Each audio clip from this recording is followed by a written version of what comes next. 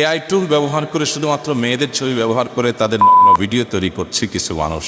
এতে করে কি মেয়েরা গুণাগার হবে? এবং এর ভয়াবহতা যদি আলোচনা করতে, দেখুন এআই টুলের কথা একটু আগে আমরা অন্য প্রশ্নের প্রসঙ্গে বলছিলাম যে এই টেকনোলজি ব্যবহার করে আজকাল মানুষ যা তা করতে পারছে। একটা নেকেড ভিডিও তৈরি করছে, বাজে জিনিস তৈরি করছে, একটা মানুষের ছবি বাইরে তার ছবি দিয়ে তাকে দিয়ে বাজে জিনিস তৈরি করে ফেলছে, অথবা ছবি ছাড়াও অনেক সময় তৈরি করা যাচ্ছে। এগুলো সবগুলো হলো জাহান্নামে যাওয়ার বহুবিধ রাস্তা ওপেন হচ্ছে, কিয়ামত নিকটবর্তী হচ্ছে। মানে হলো মানুষের জন্য জাহান্নামে যাওয়াটা ডালবাত হয়ে যাবে, ইজি হয়ে যাবে, আর জান্নাতে যাওয়াটা ডিফিকাল্ট এবং কঠিন হয়ে যাবে। সেই সময়টা আমাদের সামনে চলে আসছে। দিন যত যাচ্ছে তত সামনে আমরা অগ্রসর হচ্ছি।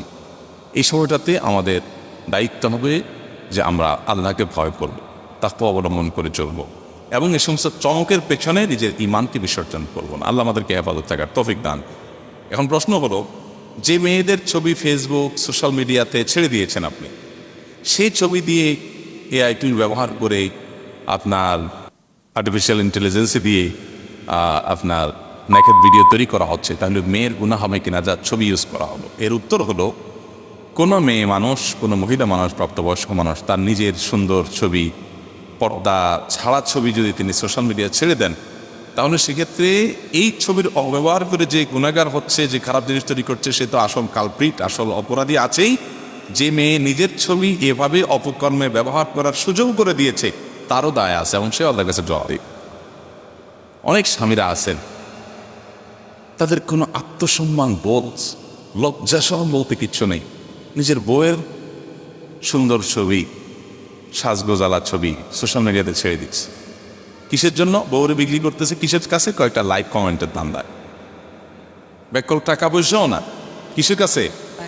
কয়েকটা লাইক কমেন্টের ধান্দায় নিজের বউরে বেচা দিয়ে দিচ্ছে। তোমার বউয়ের ছবি দেখা সবাই খুব পবিত্র পবিত্র, সুন্দর সুন্দর, পরিচ্ছন্ন চিন্তা করবে, তাই না? যে আল্লাহর সৃষ্টি কগুলো সুন্দর। এই আরে বিয়া, তুমি অন্য মেয়েদের, অন্য সুন্দরী মেয়েদের খোলামেলা ছবি দেখলে তোমার মনে কি চিন্তা আসে? নিজের বিবেককে জিজ্ঞাসা করলে, তাহলে তোমার বউরে দেখে আরেকজন কি চিন্তা করে, এটা বুঝে আসে না। আত্মসম্মান বোধটুকুও নাই, হিতাহিত জ্ঞানটুকু নেই যে আমার বউ, মোহরের টাকা পরিশোধ করলাম আমি, বিয়ের বাজার করলাম আমি, শ্বশুরবাড়িতে মিষ্টি মিষ্টি সব নেই আমি, এই বোর ছবি দিয়ে দিলাম, রাস্তায় মজা নিয়ে বেড়াবো, গোটা দুনিয়ার মার। কত জগত বেকুব মার্কা মানুষ এটা হতে পারে। এবং এই ছবিগুলো বেহাত হয়ে এখন এগুলো দিয়ে এই যে বাজে ভিডিও তৈরি, নানান কাজে আপনি আল্লাহ এবং তার রাসূলের নির্দেশে বাইরে যখন যাবেন, তার ক্ষতিটা বুঝতে পেতে অনেক সময় লাগবে, কিন্তু হবেই। এই যে হচ্ছে এখন অনেকে আগে ছবি দিছেন হয়তো এত চিন্তা করেন না এই ছবি যে এত বাজে কাজে ব্যবহার হবে। এখন দেখা যাচ্ছে ওই ছবি দিয়া বাজে ভিডিও তৈরি হয়ে গেছে। এই জন্য যারা এই কাজগুলো করেন তাদেরও দায় এর জন্য অবশ্যই থাকবে। ভাইরা, হারাম কোনো কিছু করবেন, তার প্রায়শ্চিত্ত আপনাকে নানাভাবে ভোগ করতে হতে পারে।